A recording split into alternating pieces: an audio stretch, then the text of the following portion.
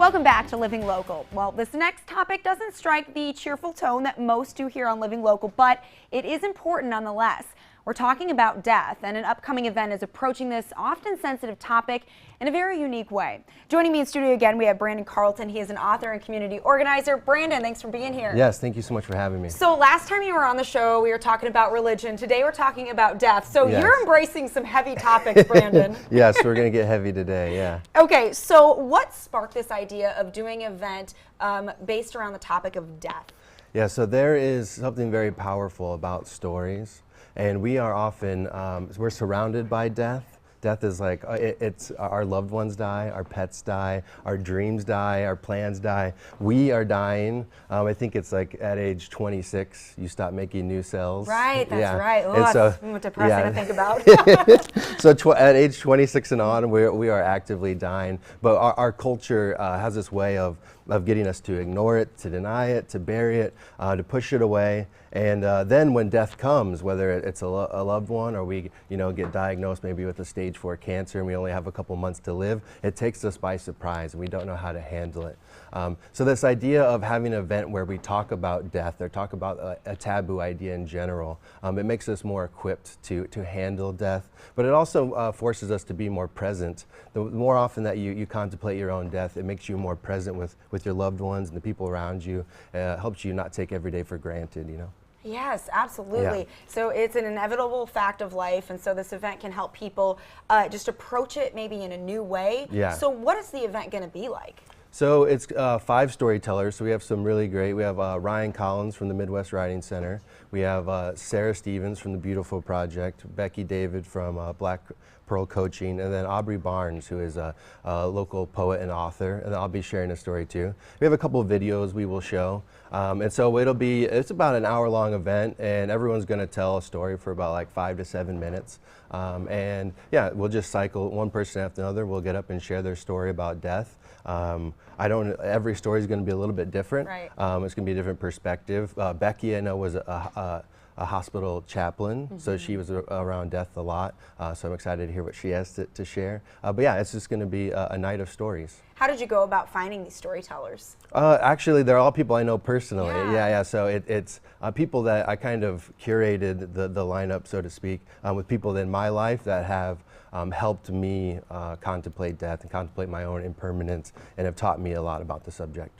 Now, just a preview, you don't have to go through the whole thing, but a preview of the story you're going to be sharing. Oh, wow. Okay, so the story I'm sharing is about the birth of my child. Yeah. And some complications that my wife had with the birth process. And so there's this tension there of new life and then also the possibility of losing a life at the same time. So that was a very pivotal moment in my life as far as realizing that there's nothing that I can do to stop my son from dying, there's nothing I can do to stop my wife from dying, and I had to come to terms with that. I had to wrestle with that. How do you think people can cope with that? Oh man, yeah, so I think that's best answered in a story itself.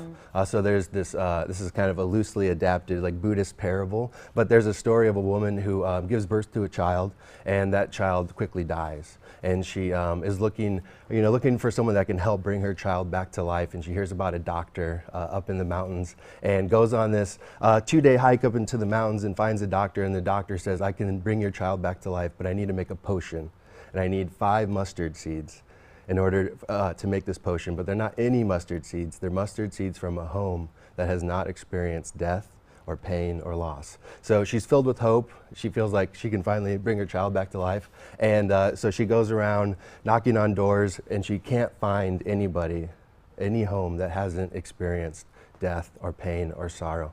But as she's going around and visiting her neighbors, they welcome her in, they make her some tea, they sit her down, they share their story of death, they listen to her story of pain and sorrow, and through that sharing of stories and being able to have your own story be heard and then hearing other people's stories could be a really healing process. Right, and what I take away from that is that when something so traumatic happens, like a death in your life, it can feel like you're totally alone and that the world just has come crashing down. Yeah. And with that story, it's like you're not alone. So Yeah. many people have dealt with something similar, maybe not the exact same situation, but you are definitely not alone. Yeah, yeah, and through that process, you can, when you realize that you're not alone, it helps you come to terms with your own pain. It puts everything into perspective. Brandon, what do you hope people take away from this event? Oh wow, yeah. I hope so. The tagline of the event is like, you know, we spend time trying to deny death, but the point is to embrace that which we want to that we want to deny. Embrace the things in our lives that we wish we wouldn't have to face. So it's a paradoxical idea of like embracing that which we most want to deny.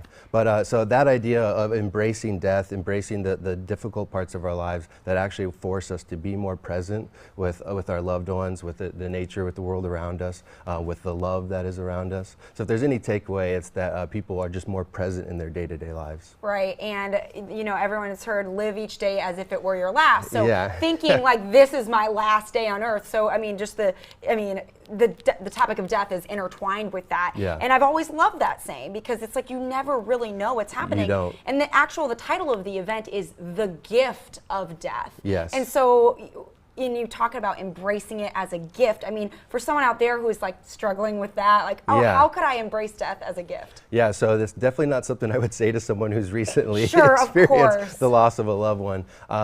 It can be very painful, but once you go through that process, and if you can change your perspective and see that it can be a gift, you can see that every time I contemplate my own death, I go home to my wife and to my son, and I'm more present with them, and I'm soaking in every moment, and soaking in every laugh or every goofy thing that my son does, like just a little bit more. It forces me to just to focus and to be present with my kid and with my wife. And so in that sense, gift is a death. Our death is a gift. Right, Yeah. and doesn't it make you realize the things that we like worry about every day? When something like that Yes. happens, you know, I feel like, oh my gosh, and Yeah. I was stressed about so and so, which is so minute and no Yes. big deal at all, and it makes you realize the big perspective. Yes, there's a great quote that we spend most of our lives climbing a ladder, and then we get to the top of the building and we realize that the ladder was leaning against the wrong building. We put our focus on our jobs, which jobs can be great, but we put way too much like pressure on those. We put way too much pressure on a lot of like cultural things about buying the right things, getting the right car, getting that house with a 2-car garage, having 2.5 kids or whatever it is. That we put so much focus on that, and then we realize as we're chasing all of that death is slowly sneaking up on us, and we're not ready for it when it comes. Right, and you forget to live during the process. You're Yes. always like looking and seeking for something else instead of being present, which is the whole theme we're trying to grasp here. Yes, Okay, yeah. so when and where is the event? Yeah, Brandon? so it's this upcoming Thursday, April 11th. It's at Cowork QC, which is a co-working space downtown Davenport on the corner of 2nd and Brady.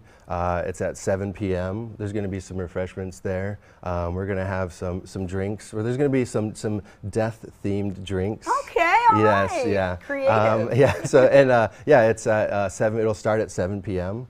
And there's connectionqc.org/gift of death is the website if you want to find more information. Do people need to register or just show up? No, they can just show up. Awesome, sounds Yeah, great. yeah. Brandon, thanks for being here again. Yes, thank you. Appreciate it. All right, for more information, you can attend the Gift of Death, a storytelling event Thursday, April 11th at 6:30 at Cowork QC. We'll also have these details posted on ourquadcities.com. More Living Local returns right after this break.